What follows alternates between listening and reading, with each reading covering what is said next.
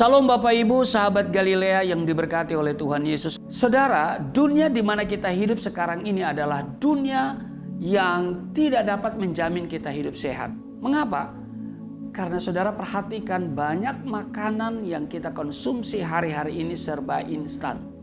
Apalagi di masa pandemi COVID-19 ini. Tetapi bagi kita orang percaya, saudara dengar baik, saya mau katakan begini. Tuhan Yesus telah menyatakan dirinya sebagai sumber kesembuhan bagi saudara dan saya. Amin. Ia telah menanggung semua penyakit kita di atas kayu salib. Dan Alkitab mencatat oleh bilur-bilurnya penyakit kita disembuhkan. Haleluya. Apa artinya itu, saudara? Artinya Yesus berkuasa menyembuhkan kita dari semua penyakit kita. Dari semua penyakit yang sudah ada, yang sedang ada, dan yang akan ada. Amin. Tuhan Yesus berotoritas. Tuhan Yesus berkuasa atas semua penyakit-penyakit yang nanti akan muncul. Amin. Karena itu saudara, kita harus mengimaninya. Bahwa tidak ada penyakit yang terlalu berat atau terlalu besar sehingga kita tidak dapat disembuhkan oleh Tuhan Yesus. Amin. Nah, kalau kita baca di dalam Matius pasalnya yang ke-15 pada ayat 29 sampai dengan ayat 31, setelah meninggalkan daerah itu, Yesus menyusur pantai Danau Galilea dan naik ke atas bukit lalu duduk di situ. Kemudian orang banyak berbondong-bondong datang kepadanya membawa orang lumpuh, orang timpang, orang buta, orang bisu, dan banyak lagi yang lain. Lalu meletakkan mereka pada kaki Yesus dan ia menyembuhkan mereka semuanya. Maka takjublah orang banyak itu melihat orang bisu berkata-kata, orang timpang sembuh, orang lumpuh berjalan, orang buta melihat, dan mereka memuliakan Allah Israel. Jadi saudara, alasan utama mengapa Tuhan Yesus menyembuhkan orang banyak itu, yang pertama, karena Tuhan Yesus tidak menghendaki umatnya terikat oleh penyakit. Amin.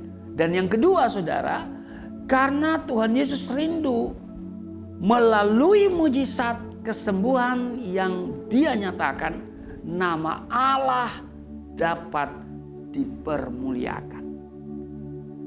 Nah saudara, mungkin saudara hari ini merindukan kesembuhan atas penyakit yang saudara derita. Kesembuhan yang holistik datangnya dari Tuhan Yesus. Amin. Maka saya mau beritahu saudara, langkah apa yang harus kita lakukan untuk meraih kesembuhan. Yang pertama saudara, saya baca dulu satu ayat di dalam Matius pasalnya yang ke-8. Pada ayatnya yang kedua, maka datanglah seorang yang sakit kusta kepadanya, lalu sujud menyembah dia dan berkata, Tuan, jika Tuan mau, Tuan dapat mentahirkan aku. Jadi yang pertama saudara, datang kepada Tuhan Yesus dengan kesadaran bahwa saudara dan saya membutuhkan Tuhan Yesus. Amin. Jadi datang kepadanya dengan kesadaran penuh bahwa saudara dan saya membutuhkan Tuhan Yesus. Amin. Dikatakan tadi di Matius pasal 8 ayatnya yang kedua, maka datanglah seorang yang sakit kusta kepadanya. Saudara, kesembuhan adalah hak mutlak bagi setiap orang percaya. Amin. Oleh sebab itu, kita harus datang kepada Tuhan Yesus dengan iman yang teguh. Karena kesembuhan yang sempurna hanya kita dapati di dalam Kristus Yesus. Amin. Yang kedua, masih di ayat 2 di Matius pasal 8. Di bagian B dikatakan begini saudara. lalu sujud menyembah Dia dan berkata, Tuhan, jika Tuhan mau, Tuhan dapat mentahirkan aku. Perhatikan di sini, lalu sujud menyembah Dia. Jadi yang pertama, kita datang kepadanya dengan kesadaran bahwa kita membutuhkan Dia. Yang kedua, datang merendahkan diri di hadapannya. Amin. Jadi waktu kita datang, kita merendahkan diri di hadapan Tuhan Yesus. Karena di ayat 2 yang dikatakan, lalu sujud menyembah Dia. Amin.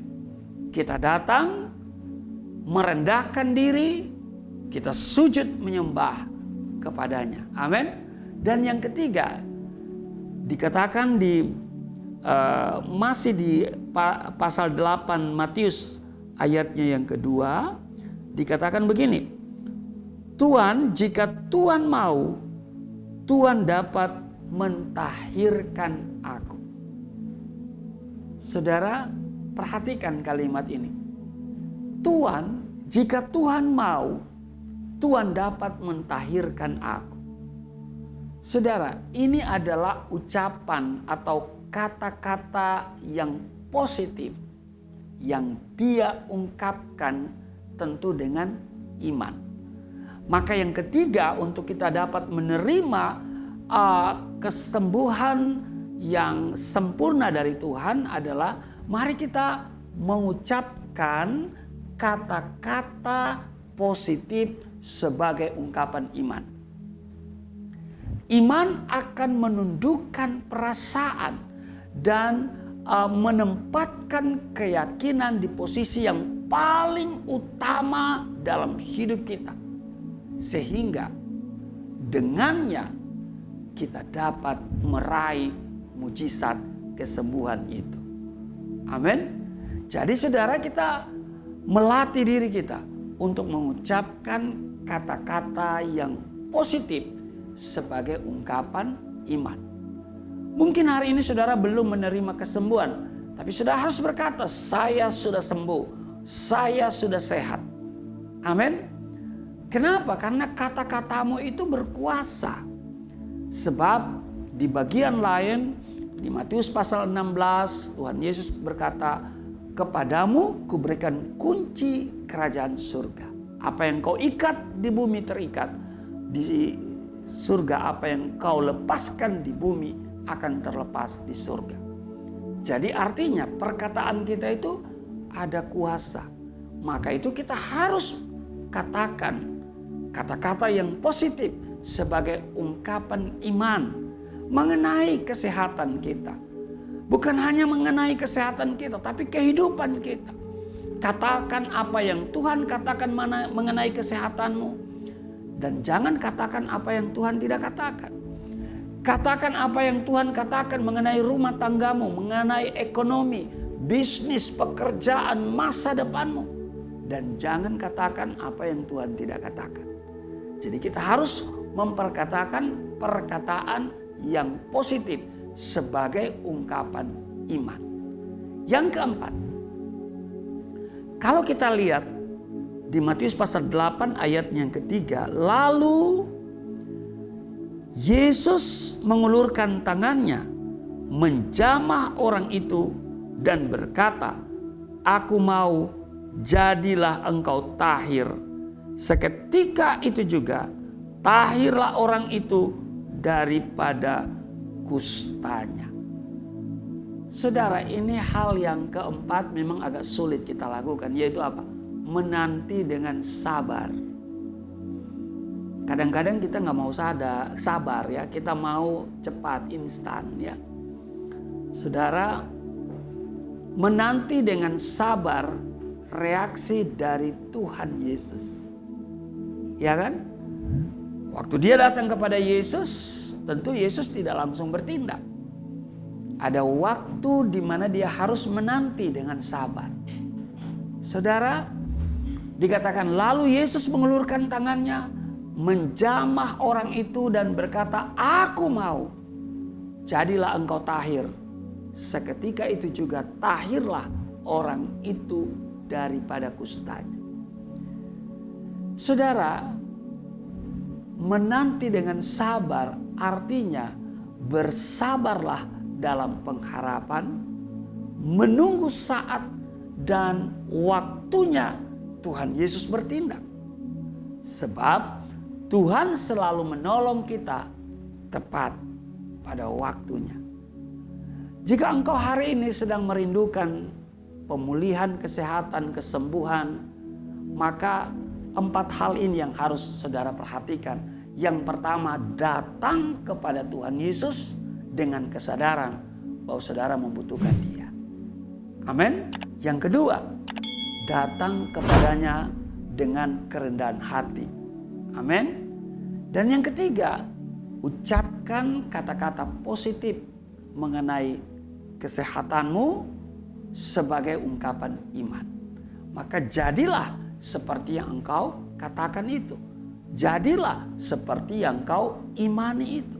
Dan yang keempat, menanti dengan sabar waktunya Tuhan. Amin. Sekali lagi saya tegaskan bahwa menanti dengan sabar berarti bersabar dalam pengharapan, menunggu saat dan waktunya Tuhan bertindak. Dan saudara harus ingat bahwa Tuhan selalu bertindak atau menolong kita tepat pada waktunya. Amin. Tuhan Yesus memberkati. Mari kita berdoa. Terima kasih Tuhan untuk firman Tuhan yang kami dengar hari ini. Memberikan kepastian kepada kami bahwa Engkau yang berkuasa atas seluruh penyakit, baik itu yang pernah ada, yang sedang ada, dan yang akan ada. Karena itu apapun penyakit yang kami derita, alami hari-hari ini, kami mau datang kepadamu. Kami membutuhkan Engkau. Dan kami datang dengan penuh kerendahan hati. Serta kami diingatkan juga untuk mengucapkan kata-kata yang positif sebagai ungkapan iman. Dan tentunya kami sabar menunggu waktunya Tuhan. Dan pertolongan Tuhan tepat pada waktunya. Engkau yang menghendaki supaya setiap kami bebas dari segala ikatan penyakit. Karena itu biarlah kami semua hari-hari ini di masa pandemi COVID-19 kami tetap terlindungi, dan sekiranya kami yang terpapar kami pasti disembuhkan. Di dalam nama Tuhan Yesus. Haleluya. Amin.